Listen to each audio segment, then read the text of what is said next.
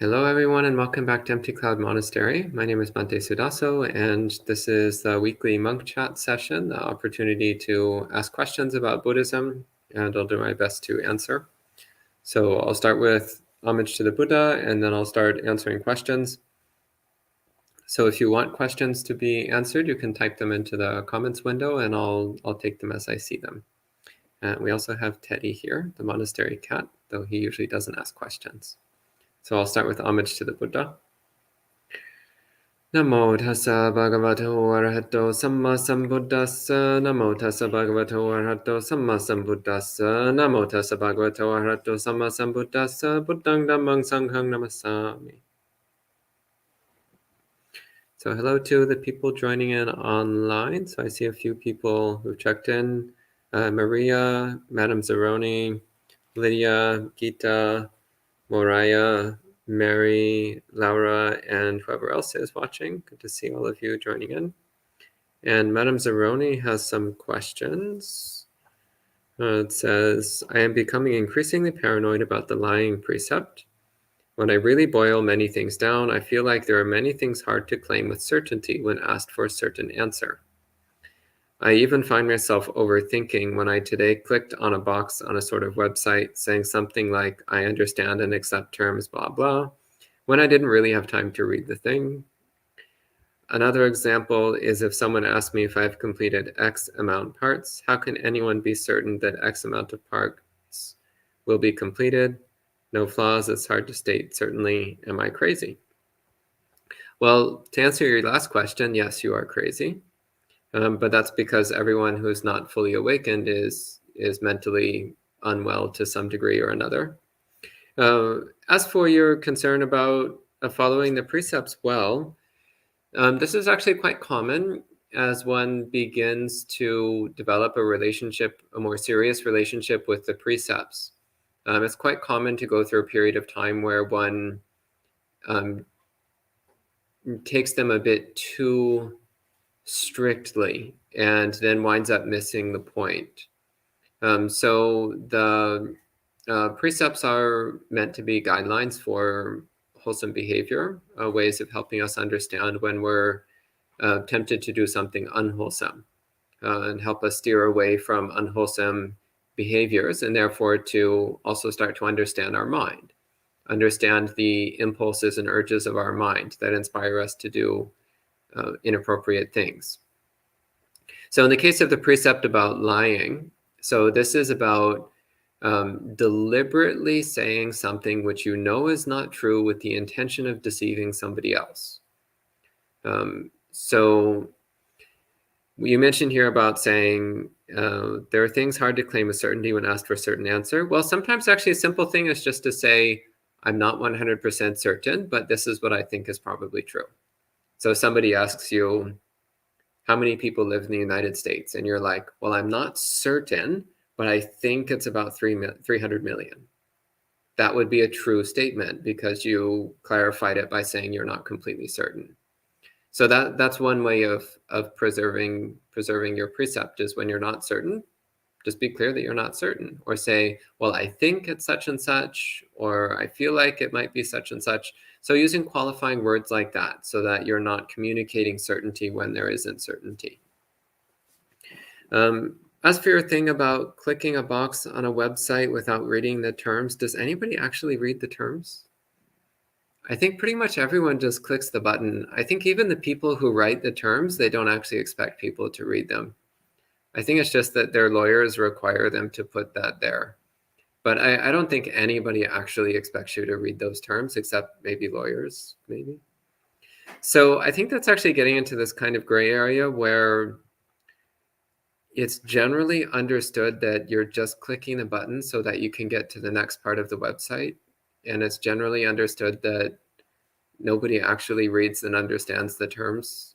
And realistically, if you're not a lawyer, you often can't really understand the terms anyway. That said, this does not apply to residency applications for Empty Cloud Monastery. So there at the end, it actually does ask, have you read the guidelines? You actually do have to have read the guidelines.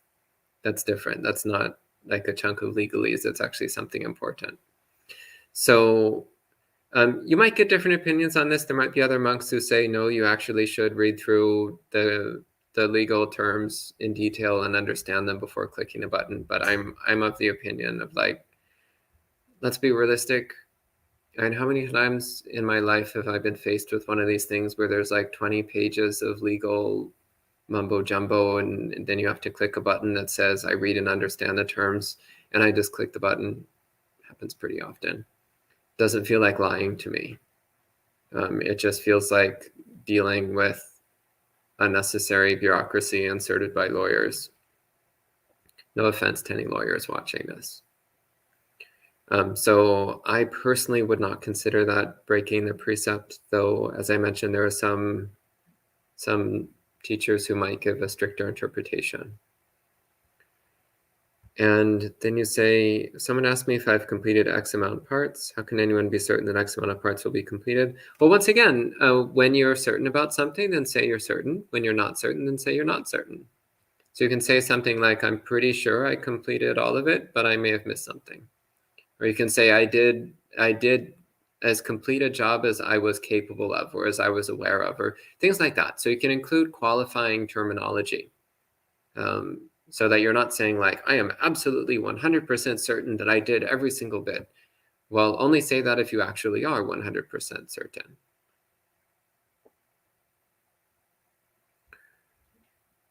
Okay. And let's see some other questions here. Bhavani says, why do some monks disrobe after many years of monkship? Well, monastic life is quite challenging, and it's not for everyone. And what sometimes happens is that people enter monastic life with a lot of enthusiasm at the beginning, and then as the years go by, they start to realize it's not really what they want to be doing. And part of the Buddha's wisdom and compassion was that he made it very easy for monks to disrobe. And I think it was precisely for this reason. He saw that for some people, they would get to a point where monastic life was just too much of a struggle for them. And giving them an easy way out was better than trying to make somebody stay a monk when they really don't, their heart isn't into it. So usually that's what it comes down to. And generally speaking, when monks disrobe, it's usually in the early stages. It's usually during the first few years. It's quite uncommon for someone to disrobe after 20 or 30 years. But after 2 or 3 years, it's pretty common. And again, it's especially in Western monasteries with people who are convert Buddhists, often people have a distorted idea of what it means to be a monk. They think it's something other than what it is. And you can only get away with that for so long before it starts to dawn on you that monastic life is not quite what you expected. And usually when that really settles into the mind, then people disrobe. So there's a few reasons. On rare occasion, it's other things. But usually that's what it comes down to. And Mariah says, last week you said that you did not think the Visuddhimagga was a useful text. Why is that? Well, so it's important to understand what the Visuddhimagga is. So the Visuddhimagga is a book written 1,000 years after the Buddha by a particular monk who is famous for two things. One is for writing the Visuddhimagga. The other is for compiling, editing, rewriting, and probably composing much of the sutta commentaries. So the Visuddhimagga, again, it's a book written 1,000 years after the Buddha by somebody else, like not the Buddha. So what is it? Well, I mean, it's a book. It's a book by Bhante so-and-so. In that, it's not really different from any other book by any other random monk. So go in the Buddhist section of your library and pick a random book off the shelf, and that's as good as the Visuddhimagga. Random book by random monk. probably has some good information, probably has some bad information, probably has some true stuff, some not true stuff, some helpful teachings, some not so helpful things, some things that are in line with the Buddhist teachings and some things that are not, or even opposite to the Buddhist teachings. So it's the same with the Visuddhimagga. The Visuddhimagga has some information that is accurate and true and lines up with what the Buddha said, and some things which are not. There's some things which are not in line with what the Buddha said, which are different from what we find in the suttas. So if you've already read through all of the suttas, then if you read the Visuddhimagga, then you can spot what's off, what's weird, what doesn't really fit. So then it can be okay. But even then, it's like, well, why would you read the Visuddhimagga when you can read the suttas? The Visuddhimagga also isn't a particularly short book. The Visuddhimagga, as I recall, it's about 1,000 pages long, whereas the entire Sutta Pitaka is only about 4,000 pages. So even if the Visuddhimagga was a perfectly accurate presentation of the suttas, it still doesn't actually save very much space. And it's not very accurate.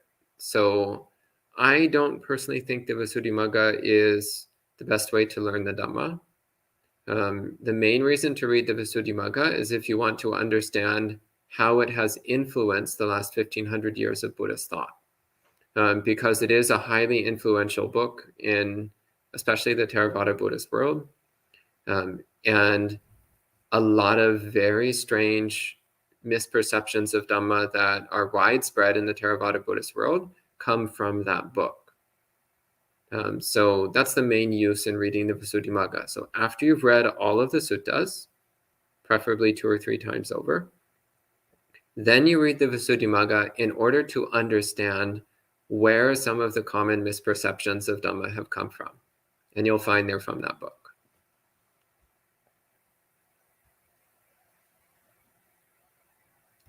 And Robert asks, how can I tell the difference between physical hunger and craving for food? I find quite an overlap and hard to tell the difference.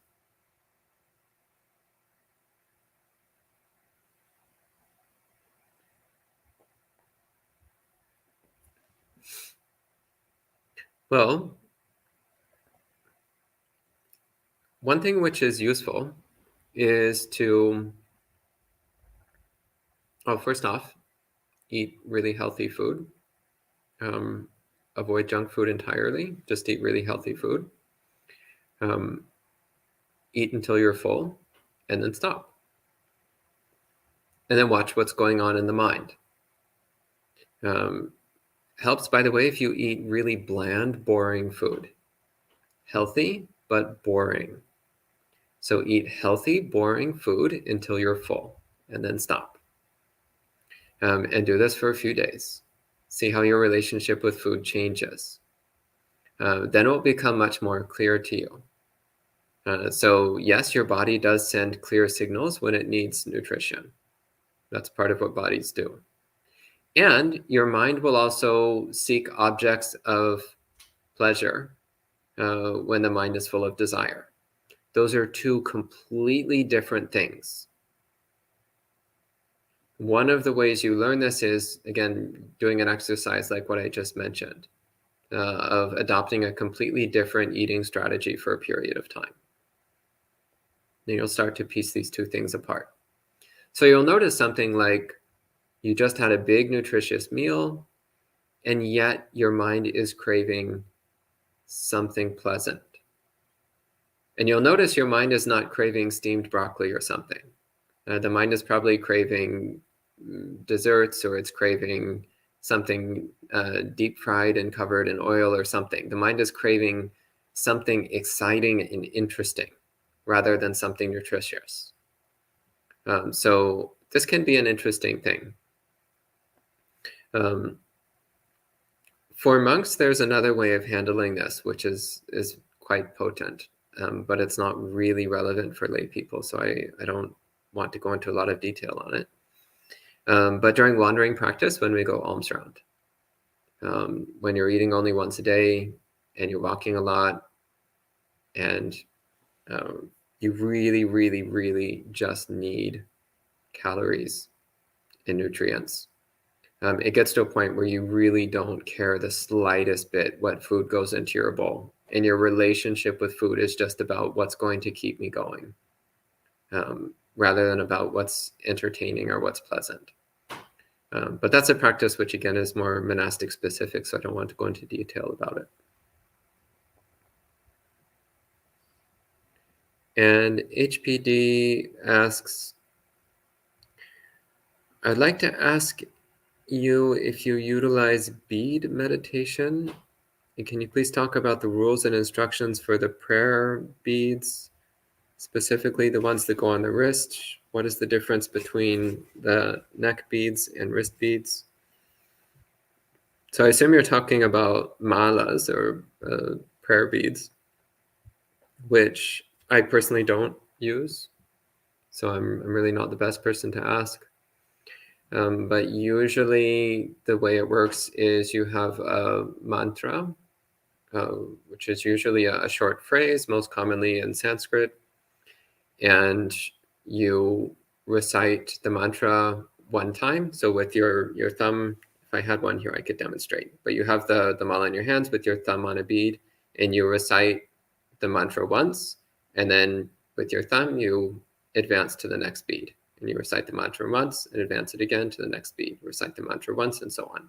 So in this way, you go all the way around one round of the string of prayer beads. And usually there's something that helps you see when you've got to the end. And then you do it again and again and again and again. So it's more a physical aid for mantra meditation. That's its main purpose. So it's especially common in Tibetan Buddhism and also in some forms of East Asian Mahayana. In the Theravada world, it's very uncommon, but you do occasionally come across it. But yeah, it's not a part of my own practice, so I don't normally talk about it. And Moraya says, how can one overcome laziness? Sometimes I do well and stay productive, but I still struggle with giving into the urge to be lazy and space out.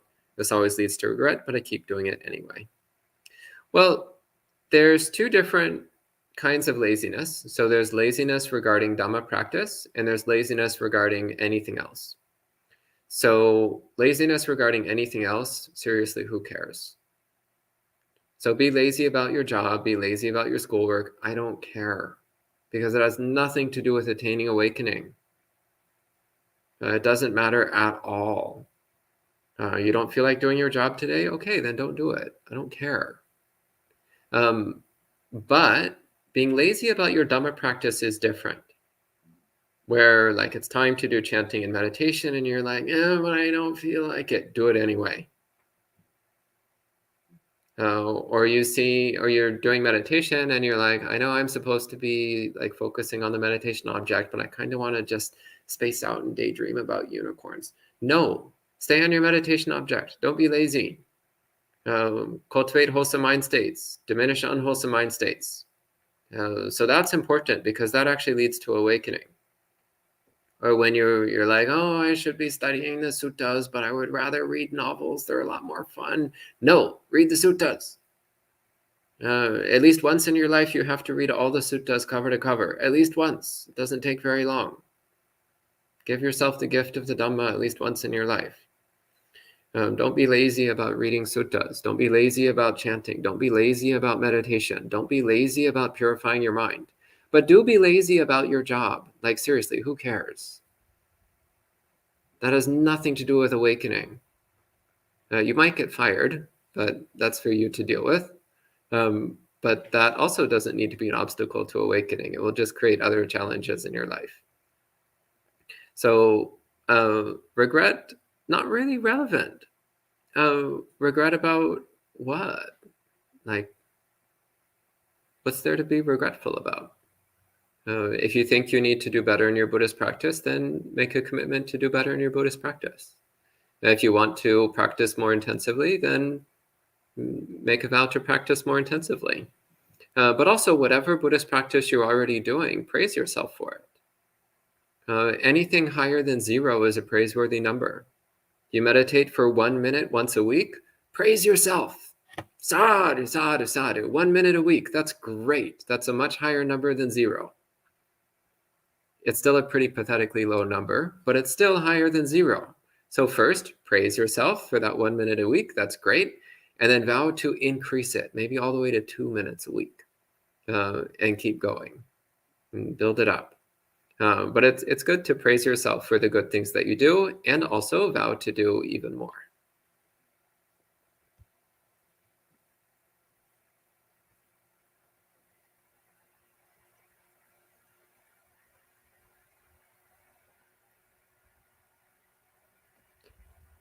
Okay. And Lydia says, Johannes has a question at the top of the chat. I don't see it.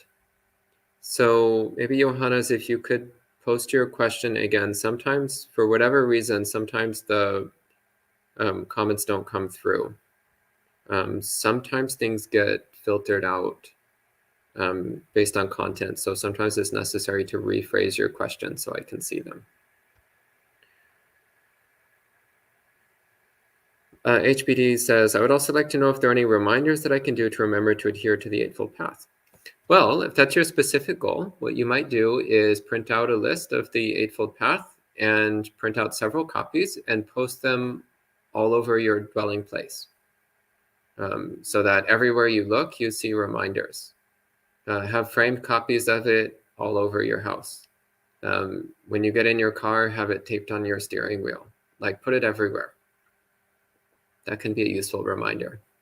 There was a period of time where I was really trying to commit to doing more metta practice. So what I did was I actually wrote a bunch of little signs that said metta, and I just stuck them all over. So I would go to my room and the door would say metta. And I would sit down at my desk and there'd be a sign there that said metta. The monastery I was staying at, we had lockers. So I'd open my locker and there'd be a sign that said metta, right at eye level. Open your bowl and inside there's a sign that says metta. And it's interesting because then every time I would see that, I'd be like, oh yeah, metta. And it would remind me to bring up metta. So you can do similar things. Put little reminders like that through your life. So maybe when you wake up in the morning, there's a sign right by your bed that says right view. And you're like, oh yeah. And you get up and you go to the bathroom and there's a sign that says right attitude. And you're like, oh yeah, that's good. And you go to get your breakfast and there's a sign that says right speech. You're like, oh yeah.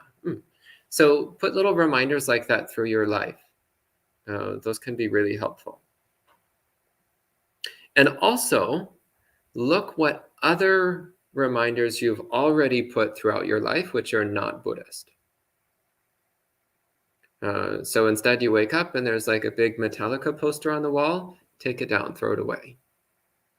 You go in your bathroom, there's a poster of Britney Spears, take it down, throw it away. You go to your car, there's the Kim Kardashian thing hanging from the rearview mirror, throw it away. Put a Buddha statue there instead. So also look to see, what are you already putting reminders of? The average layperson has a life full of reminders to act against the Dhamma. Look for everything in your life which is reminding you of anti-Dhamma principles and remove it. Replace it with things that remind you of the Dhamma. Makes a huge difference. This is one reason why when you go in a Buddhist monastery, there's Buddha images everywhere. Everywhere you look, there's Buddhas, there's Bodhisattvas, there's sutta quotes, there's things that are constantly reminding you of the Dhamma. That's on purpose.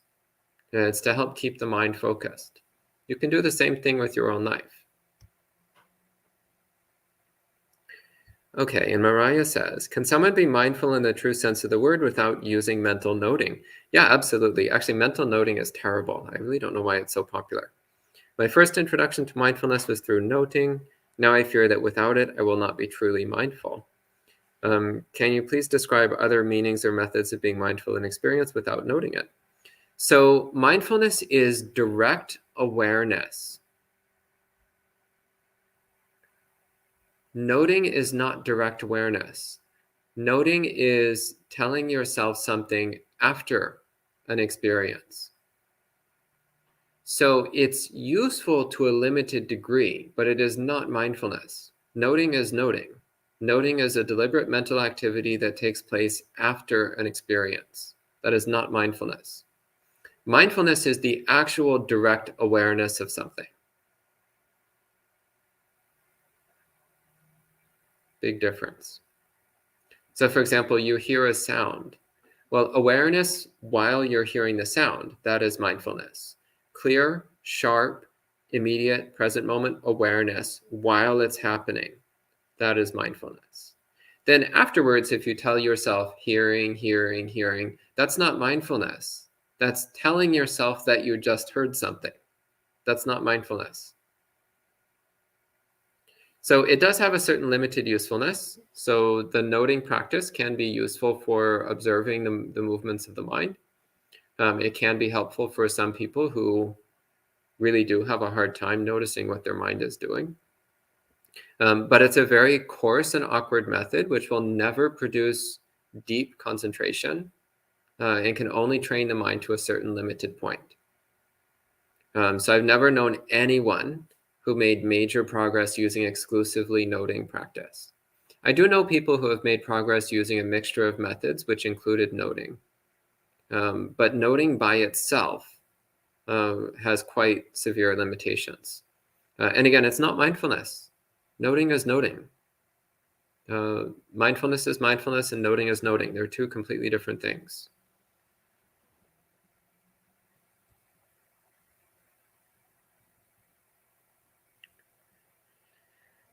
And Hasanta says, regarding the early Buddhist texts, even though I have the sense that there is much that doesn't really fit with core teachings, Four Noble Truths, Eightfold Path, Paticca Samuppada, Karma Rebirth, for example, world turning monarch stuff. Is there a book analyzing what is likely added later? I know Bhikkhu Nalio Sujato examines consistency with agamas, etc. There's quite a number of books which have been published over the years. In my opinion, there's actually not that much in the suttas, which is clearly later. There is a little bit. The wheel turning monarch stuff actually has never bothered me. Like that's not the things that strike me as being out of place. What strikes me as out of place is there's a couple kind of blatantly misogynist things here and there, which are really obviously out of place, really obviously added later. The 32 marks thing is also quite weird. That's almost certainly added later. But most of what's in the early suttas is quite authentic.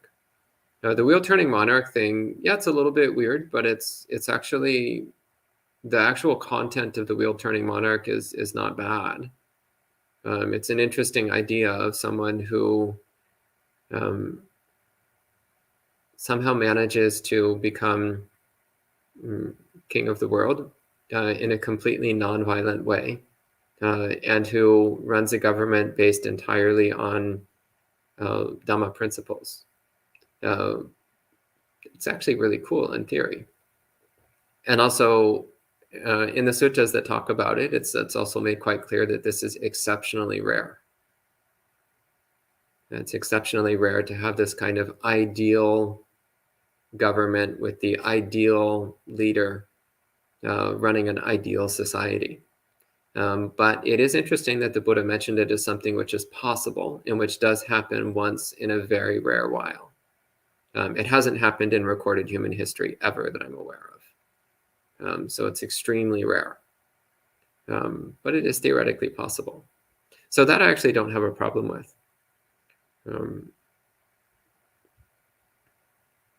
And Ulysses says, can someone really become a Buddha? Yes, of course. Are there Buddhas around?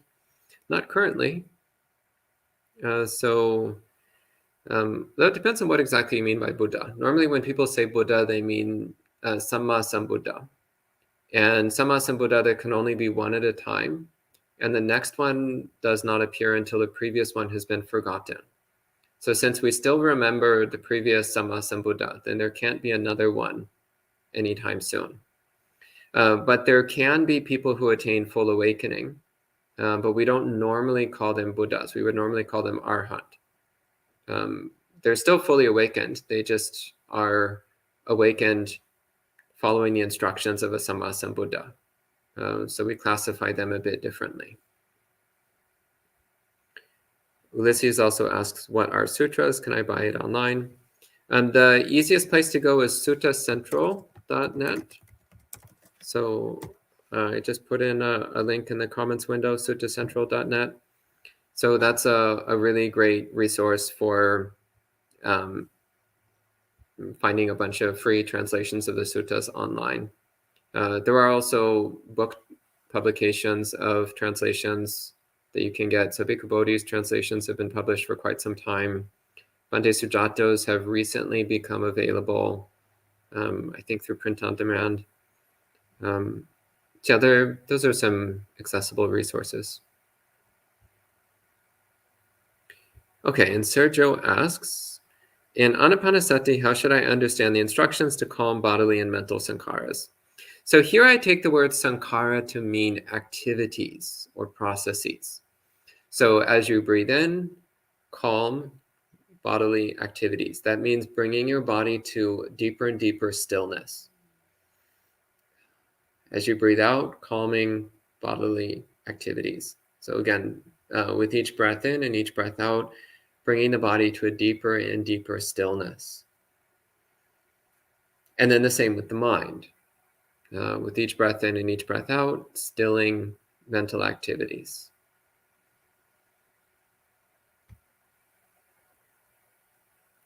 Okay, and Aparna says, in my meditation, after about 20 minutes, I see my mindfulness going away. Actually, that's great. Being mindful of your mindfulness going away. That's pretty good. And says, energy enthusiasm that came from, say, a recollection of the Buddha, after dissipating, what should I do then? What you should do then is reestablish mindfulness. Come back to your meditation object. Take an interest in it. One thing that's really useful in those moments is to establish the attitude like the meditation period just started. Like you just sat down and it just began. So instead of thinking like, oh, it's been 20 minutes, another 10 minutes of this, instead be like, okay, starting over. Just sitting down to a period of meditation. Let's go. So summoning up that enthusiasm again. Something also that can be really useful, I recommend this a lot, though very few people ever actually take me up on it. Do 4-hour long periods of sitting. At least once in your life, take a week where every day you sit for 4 hours. So that's 4 hours straight without getting up. This is a very, very interesting experience. And one thing is that you'll watch how your enthusiasm ebbs and flows, how it goes up and down. You'll be enthusiastic for 20 minutes or so, and then you'll get kind of lazy and spacey. And then a few minutes later, you'll be like, all right, let's do this. And you'll get back into it, and the mind will become sharp and clear again. And after a little while, you'll find yourself spacing out and daydreaming. And then you'll be like, all right, let's get back into it. And you'll be like, yes, I'm really loving this. And you'll have these moments when the mind just kind of clicks into this state of stillness and clarity. And you'll be like, oh, that's what it feels like. When relaxation and energy are in perfect balance, that's what it feels like. And then once you've had that kind of experience, it gets easier to replicate. But you'll also realize that it's just the nature of the mind that enthusiasm levels go up and down over the course of a period of meditation. That's normal. So then you'll stop taking it so seriously. And you'll also start to learn how to rekindle your enthusiasm. You'll also start to develop an appreciation for what it feels like when the mind is sharp and steady and clear. So I really recommend doing that. Again, at least once in your life, take a week where you sit for 4 hours every day without moving 4 hours straight, not getting up 4 hours straight every day for a week. Try it out. See what happens. And Hasanta says, I've heard a bhikkhu suggest a sign on your fridge. The answer is not in here. That's pretty good. Yeah. Again, it's one of the perks of monastery life is that we have strict meal times. So we just can't go and get snacks whenever we want to. So it just isn't an option, which also is very helpful. And Zeru says, does Shakyamuni have a pure land? And in a past life, did he go to Naraka? So the question, does Shakyamuni have a pure land? So you're getting into some interesting aspects of Mahayana philosophy, and there's different ways of answering that question. So it kind of depends on what you mean by pure land, and also depends on why you're asking. The brief answer is yes, and we're already in it. We're just too delusional to recognize it. That would be the standard answer. The standard answer is yes, there is Shakyamuni's Pure Land. We're already there. We're just too delusional to see it. That would be a standard answer. And in a past life, did he go to Naraka? By Naraka, I assume you mean one of the low hell realms. And the answer is that the Buddha, prior to becoming the Buddha, he had been to literally every realm of existence. The only place he had never been to was the pure abodes, actually, because those are only for non-returners. But he'd been everywhere else, including all the hell realms, all the heaven realms. And Stevie says, as a layperson, I try to follow the 5 precepts, especially after chanting them with the monks at my temple. Good. What should I do if I break a precept? Is there a confession mantra? So if you break a precept, what's recommended in the suttas actually is you go to your teacher and you tell them that you broke the precept, and reaffirm your dedication to following them. That's ideal. Better is just not to break the precepts. I mean, the 5 precepts are really basic stuff, like really basic. So as monks, we have literally hundreds of precepts. Like 5 is nothing. And they're also really simple stuff, like don't kill people. Like they're not complicated and they're not difficult. So really follow the 5 precepts. But if you do break one, then go and confess it to your teacher. That's what you would normally do. Or to another monk if your preferred teacher is not accessible.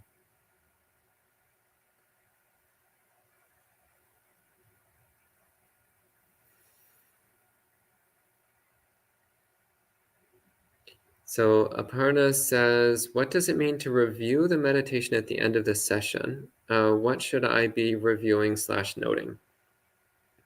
So at the end of the session, so when I talk about reviewing meditation at the end of the session, what I mean is thinking back. What methods did I use? How did I use them? How did it go? So you might, for example, maybe you tried out a new kind of mindfulness of breathing, a new technique for breath meditation, and afterwards you reflect, okay, what method did I use? I used Ajahn Bob's breath meditation. How did it go? Not so great. I actually didn't really like it very much, and I was spacing out a lot. So what can I do differently next time? And you're like, well, maybe I should modify it in this particular way and see how that goes. Or maybe you just decide that technique really isn't for me and I want to do something different. Or you might say, actually, that went really well, and I want to do that again next time. So that's what I mean by reviewing. You review, what did I do? How did it go? How can I use this information to improve next time?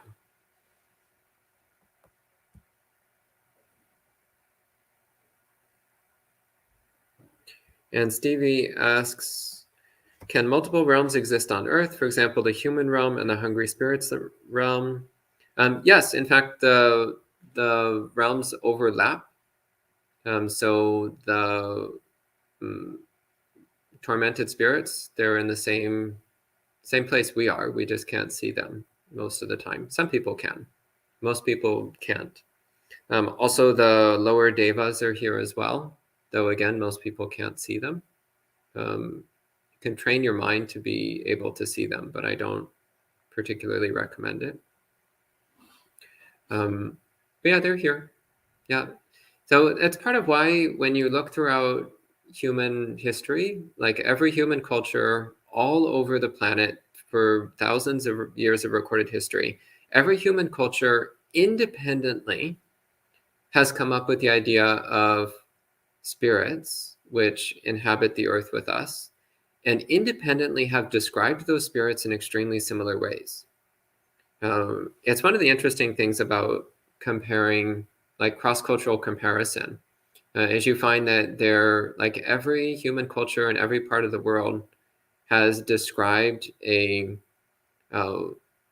spirit world which overlaps the human world, and they've all described it in remarkably similar ways and inhabited with remarkably similar beings. So simple explanation is that there are in fact such beings, and people have in fact had experiences with them, and that gets integrated into the local lore of each culture. And Lydia says, why can't we have a teaching Buddha before the old teaching Buddha is forgotten? Well, it's just the way that a Sammasambuddha is defined. A Sammasambuddha is defined as someone who attains awakening without access to Buddhist teachings. So as long as the teachings of a previous Buddha are still here, then anyone who attains awakening will have been influenced by those teachings. So they're still fully awakened. We just wouldn't call them self-awakened. We wouldn't call them a Sammasambuddha because they had access to Buddhist teachings in some form. And Amit asks, why do you recommend 4 hours? Because it's a ridiculously long amount of time, as you will discover after the first 2 hours or so.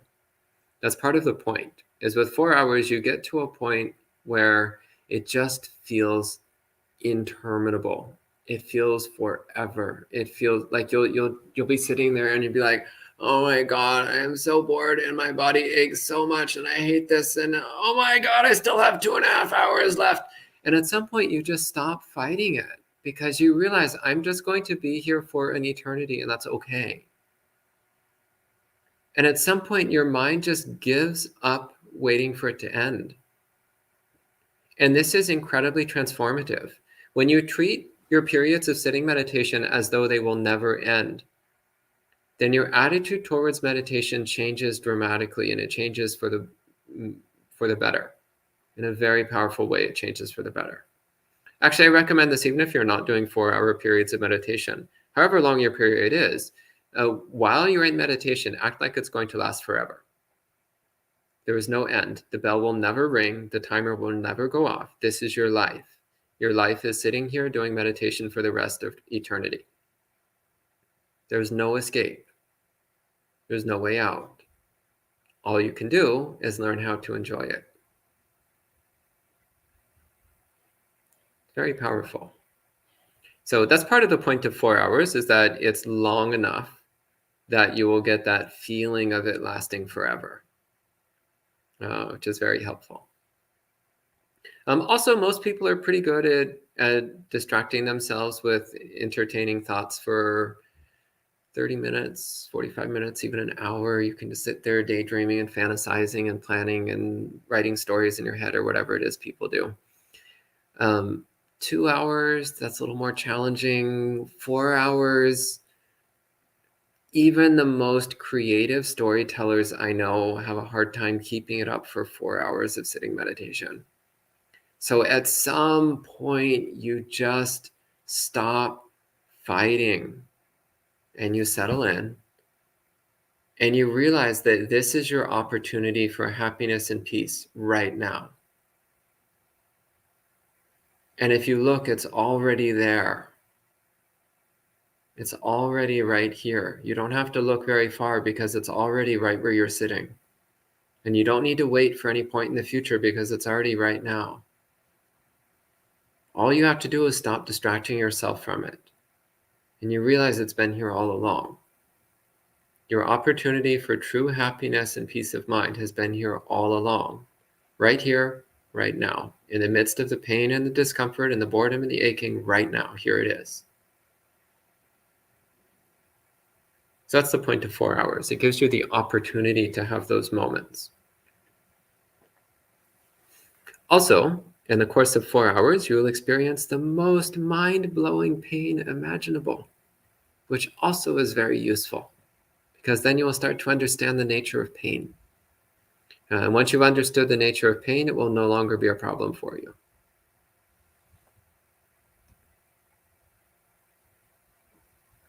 Dempson says, when sitting and establishing mindfulness in front, after about 30 minutes, I get a feeling in my hands.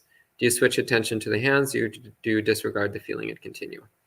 Generally speaking, whatever meditation technique you have decided to use, keep using it. Don't move around. So if you started off focusing on your hands, then keep on focusing on your hands. But if you started off focusing on something else, then shifting attention to your hands when you get a feeling in your hands, well, that is just training your mind to bounce around to whatever interesting thing appears. And our minds are already trained to do that. It's why we're suffering all the time. It's why we're confused all the time. It's why we're so distractible, because we've already trained our mind to constantly shift attention to whatever is interesting. So during meditation, you don't want to keep doing that. So whatever you chose as your meditation object, keep doing that. Don't move attention to something else just because it's more interesting.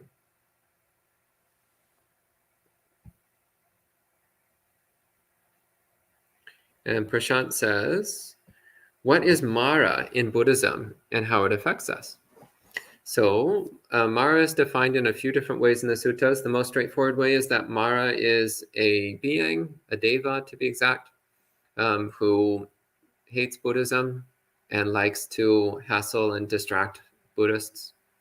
There's many recorded suttas of conversations between Mara and the Buddha, or Mara and other monks.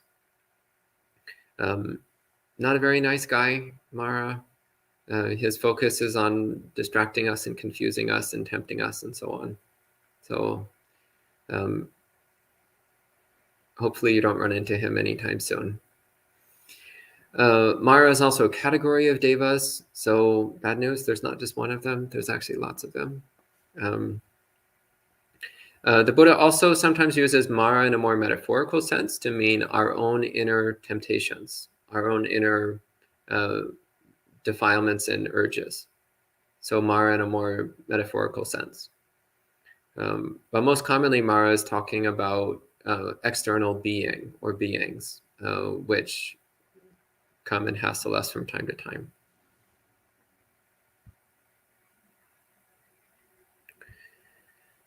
Mary says, what would the sutta say about fear, like fear of earthquakes today, for instance? Well, as somebody who used to live in California, I was quite familiar with earthquakes. The monastery I used to live at in California, we would get about 4 or 5 earthquakes a year. So when we had an earthquake here in New Jersey today, I was just like, oh, an earthquake, how interesting. We don't normally get those around here. And that was that.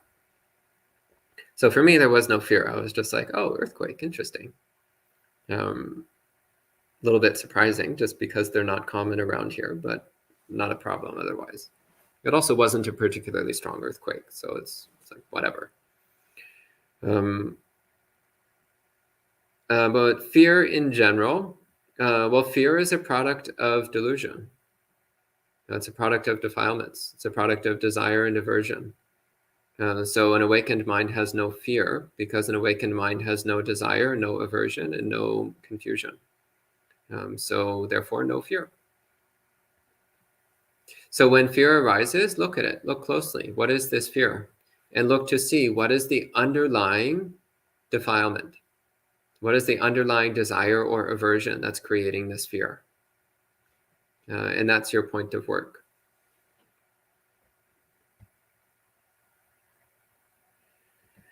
And Moraya says, what are signs that a meditation object or method is working for us? Is it true that some types of meditation only lead to calm, but can never lead to insight or enlightenment? So signs that a meditation object or method is working for you is when wholesome states increase and unwholesome states decrease. That's the basic test. Is your mind getting more wholesome? Then it's working. Stronger mindfulness, stronger concentration, stronger equanimity, it's working. Is it true that some types of meditation only lead to calm, but not to insight or enlightenment? Yes, Kasina meditation is a classic example of this. Kasina meditation only leads to concentration, but by itself does not lead to insight. It's necessary to also introduce, for example, the perception of impermanence. in that case. So usually we talk about concentration methods, to which one needs to add, again, something like the perception of impermanence in order to generate insight. It's also the other way around, by the way. If you try to do insight-only practices without cultivating concentration, then that also doesn't work very well. The mind will never get sufficient strength and stability to get deep insight. So you need both. You need to cultivate concentration practices in order to make a strong and steady mind. And you also need to direct the mind towards insight, again, such as impermanence or non-self, in order to start breaking down the roots of our defilements. And Bill says, I am disappointed that there is no one alive that is enlightened. I find it disheartening. How do you maintain your faith and enthusiasm in the practice? Who said there's no one alive that's enlightened? There might be, in fact, many people alive who are fully awakened. I actually strongly suspect there are. I mean, just as a numbers game, I mean, there's about 500 million Buddhists in the world. That's 500 million Buddhists in the world. That's a lot. I need to check the statistics again. That's for some reason, it's hard to get clear statistics on how many Buddhist monks there are in the world, but it seems to be somewhere around 10 million. That's a lot of monks. 10 million. Wow. Pretty sure some of those are awakened just by sheer numbers. Even if awakening is a 1 in a million thing, still 10 million monks, 10 awakened monks. That's a higher number than 0. So it's still possible. So I've noticed there's this common, well, not super common, but relatively common belief that awakening is no longer possible. But I don't know where this idea comes from. Now, if you look at the Buddhist teachings, it's quite clear that it's always possible. Awakening is always accessible at every point in time. It's easier sometimes and more difficult at other times, but it's always accessible.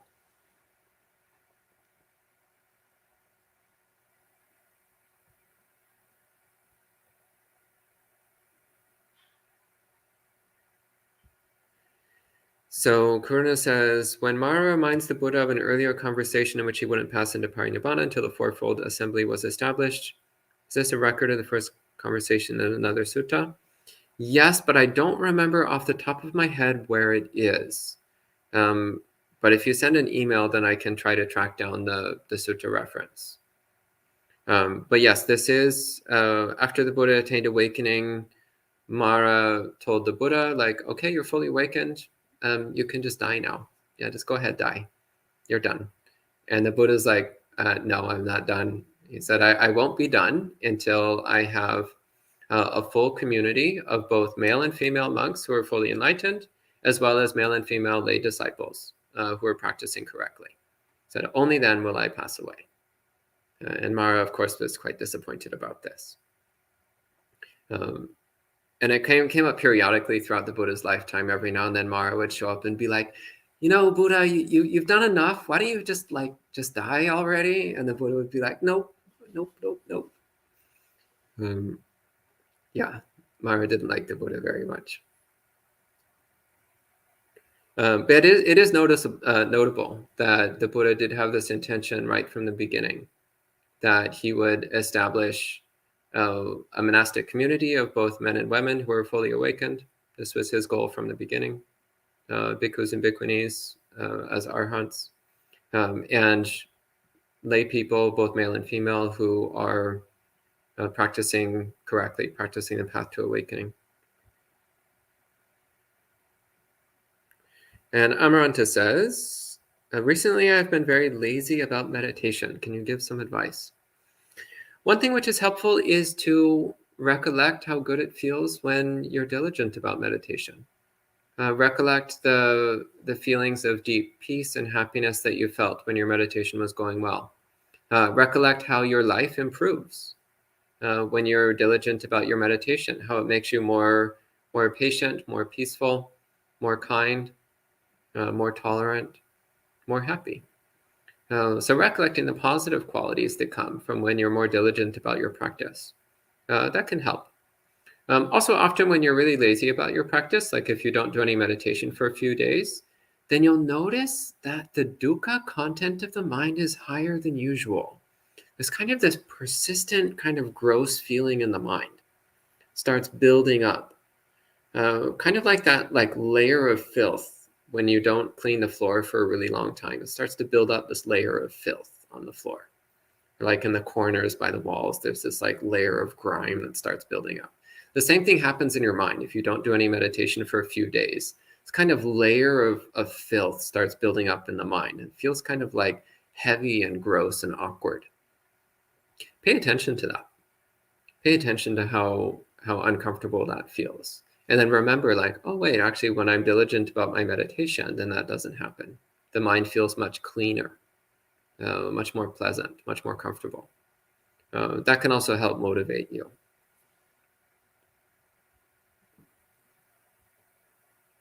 And that's the last question online. Oh, wait, here's another one.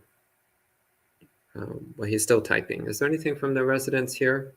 There's someone who's typing a question, but it looks like he's halfway through. Go ahead.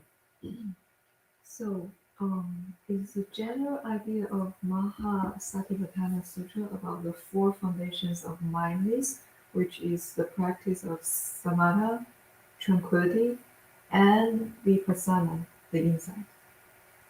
Briefly speaking, yes. The Satipatthana Sutta is about meditation methods for developing mindfulness of body and mind, for the cultivation both of concentration, samadhi, and insight, vipassana. Yeah, so the main focus of the sutta is on mindfulness and concentration, sati and samadhi.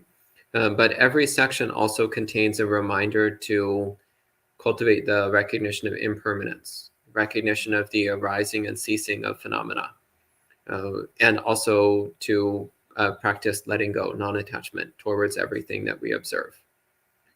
So in this way, it contains instructions for mindfulness, concentration, and insight. Yeah. And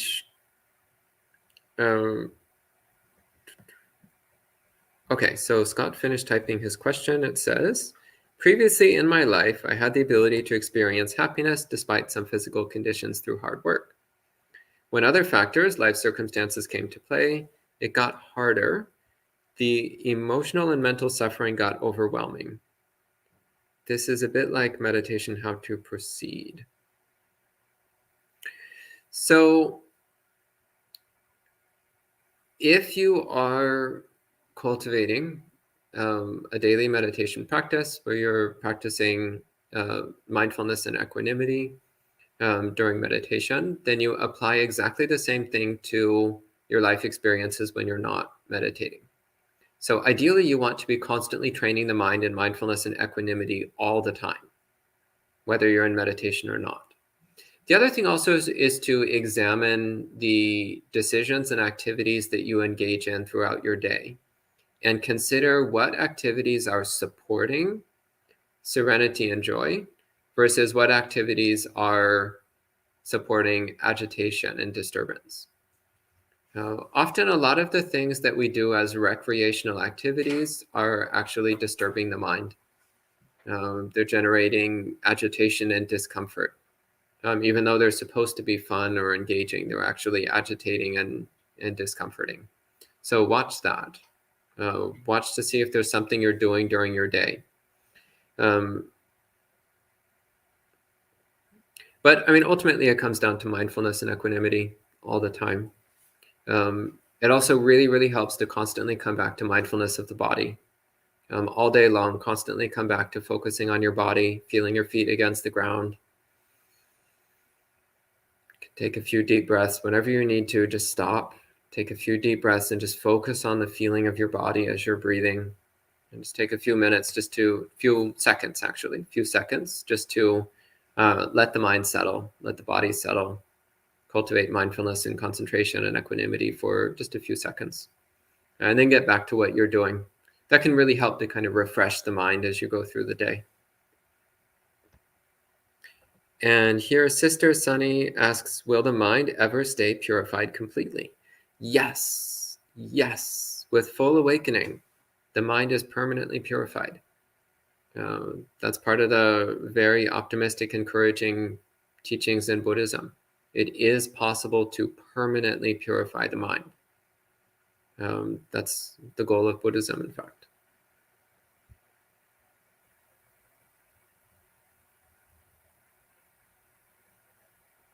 And Amit says, how do we know that we have perfected the parami of energy? When you are awake and alert at all times. When the mind never slips into dullness or haziness. Okay.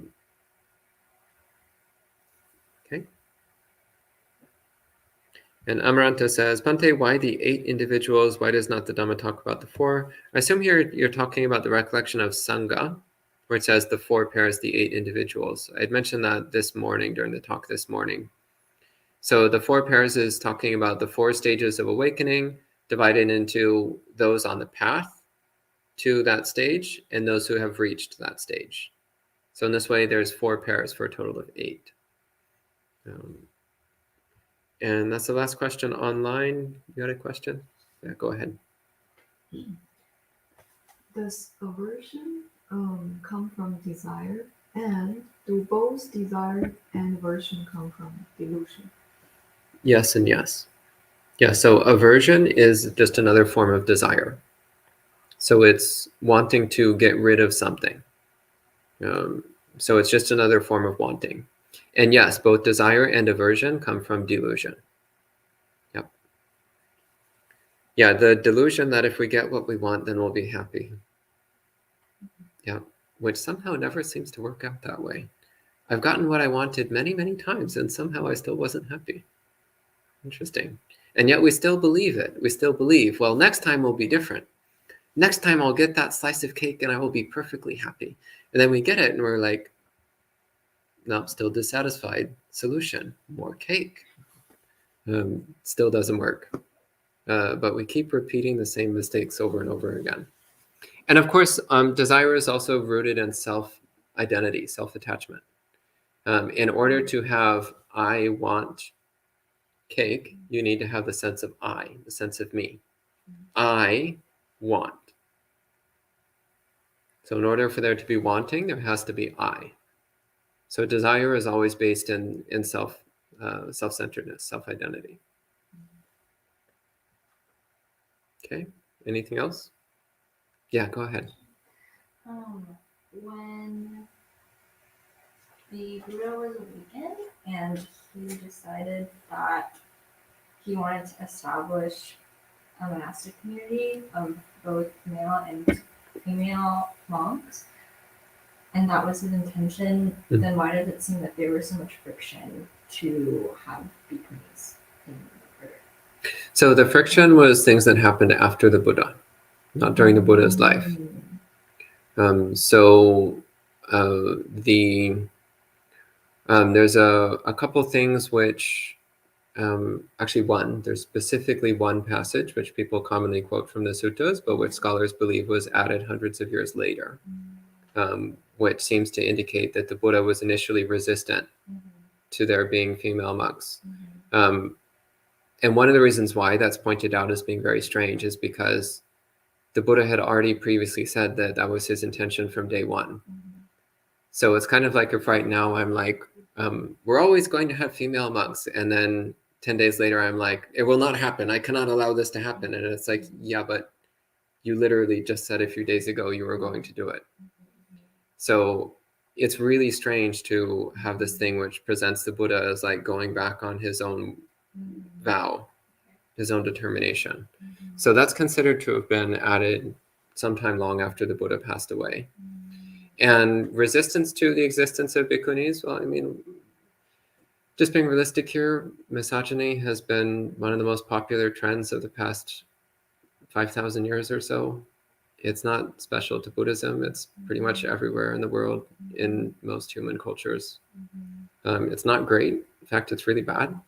It's also not Dhamma. In fact, it's opposite to what the Buddha had to say about gender. But nonetheless, it's infiltrated Buddhism, just like it's infiltrated everything else in human society. So one of the ways that's manifested in the Buddhist world is either attempts to subjugate bhikkhunis, putting them at a lower status, or just to ban it altogether, as has happened in some countries.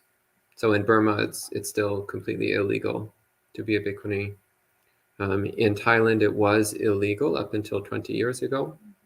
These days, it's technically legal, but there's a number of restrictions which make it quite difficult.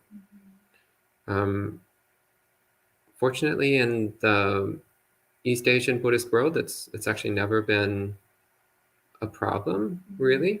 But there has always been the tendency for them to be in a lower status, lower position. But flat out elimination of the order was something that only happened in Theravada countries. Yeah, and it's just one of the sad stories of human history. Then this discourse was like added later. I mean, maybe it's like kind of redundant to ask like how that could ever happen or how it could have been allowed to happen. But So then we're getting into the history of Buddhist texts, but it's actually quite easy to add things. Yeah, and keeping in mind that the first 400 years or so of Buddhist history, it was all an oral tradition. And with oral traditions, again, it's actually pretty easy to add things. And then even when the text started to be written down, again, it's pretty easy to add things if you want to.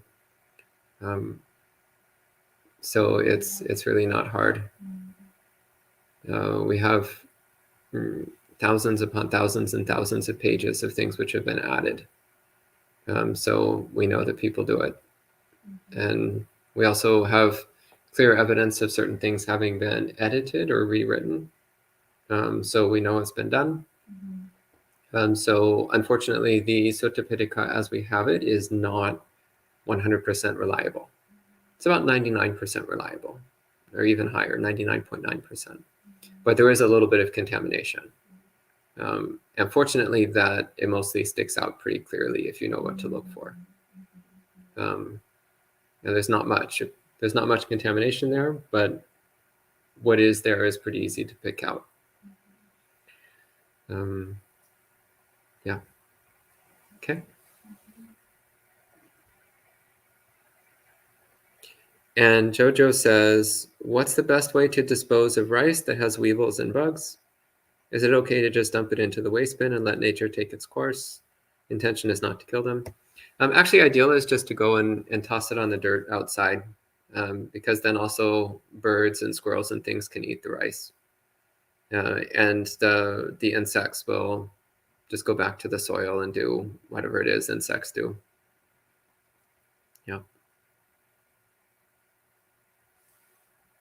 Okay. Anything else? We have a few minutes. You have something? Go ahead.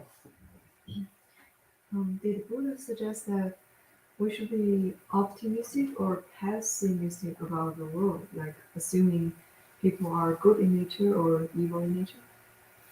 Well, I don't really think of it as either optimism or pessimism. Rather, I think that the Buddha was realistic. So every single person has the capacity, the ability to be completely pure. So nobody is inherently evil. Everyone has the ability to be pure. And the Buddha was also realistic. Most people aren't doing that. Most people are full of greed, hatred, and delusion and are perfectly fine with just acting that out and continuing to feed those unwholesome tendencies. So optimistic in the sense that everyone has the ability to purify their heart. Pessimistic in the sense that realistically most people don't. And that's not likely to change. So, and Karuna asks, when you say evidence of contamination, is it purely linguistic patterns? Is any of it artifact-based, like anomalies in the palm leaf inscriptions? You're getting beyond my limited knowledge when you start talking about anomalies in palm leaf inscriptions, yeah, you're getting a bit beyond my knowledge. First off, I wouldn't put too much faith in the palm leaf inscription tradition because that has its whole other wealth of problems. When I talk about evidence of contamination, I'm actually mostly talking about content analysis. So content analysis reveals distinct themes and concepts and teachings which are universal throughout the suttas. So when you encounter something that seems to be opposite to that, it stands out by its nature of being different. So kind of like if you have 100 pieces of paper and 99 of them are pure white and one of them is sepia tone or eggshell white or something like that. If you had it by itself, you might think this is a white piece of paper. But when you have it in comparison to 99 actual bleach white pieces of paper, then you can see, oh wait, this one's a little bit off color. That one's a little bit off white. It's the same with the suttas. So you read through the suttas and it's just like bleach white, bleach white, bleach white, bleach white, bleach white, bleach white, bleach white, eggshell, wait a minute. What's off here? And you can piece out difference in terms of content variation. That to me is the most important way of distinguishing contamination. The other more technical stuff, you have to talk to the actual scholars on these things. I'm not that scholarly. That looks like the last question. You have a question? Quick question. Probably you already touched about a little bit about it. But where can I find any guidance or any book in terms of meditation for concentration and insight? Oh, I mean, there's no shortage of books about meditation. And one of the old classics is Mindfulness in Plain English by Bhante Gunaratana. I'm sure we have some copies in the library here. Yeah, and that's a great place to start. It's a very beginner-friendly book, very commonly recommended. Okay, well, that looks like it for this evening. So we'll go ahead and conclude the session at this point with 3 more sadhus. Sadhu, sadhu, sadhu. And we'll see you all next time.